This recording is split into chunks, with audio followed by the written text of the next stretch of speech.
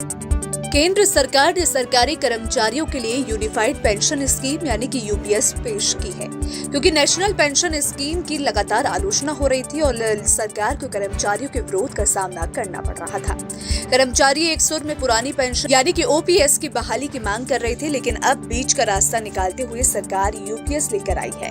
दरअसल पुरानी पेंशन योजना ओपीएस सरकारी कर्मचारियों में काफी लोकप्रिय थी, क्योंकि ये अंतिम वेतन के आधार पर सुनिश्चित पेंशन की गारंटी देती थी। लेकिन एनपीएस में ऐसी कोई व्यवस्था नहीं थी जिससे कर्मचारी ओपीएस की मांग कर रहे थे।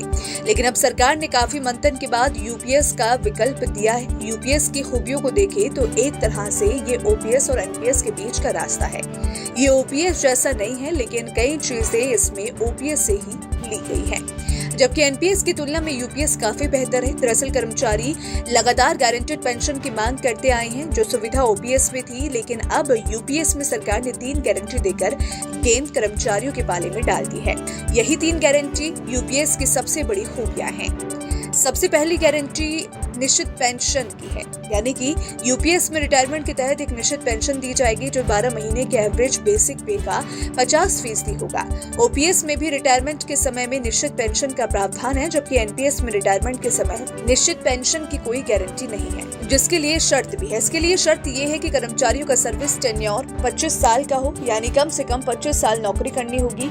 अगर सर्विस 25 साल से कम है और 10 साल से ज्यादा है तो ये अमाउंट प्रो डेटा के आधार पर दिया जाएगा।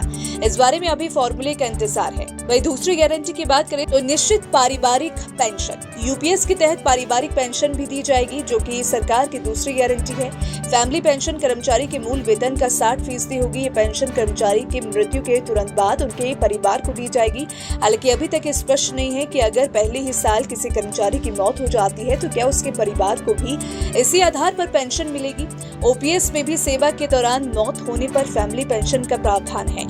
एक उदाहरण से समझे तो अगर किसी कर्मचारी को 30,000 रुपए महीने पेंशन मिल रही है तो उनकी मौत के बाद पत्नी को 60% यानी 18,000 रुपए मंथली पेंशन मिलेगी। न्यूनतम पेंशन का प्रावधान तीसरी गारंटी है।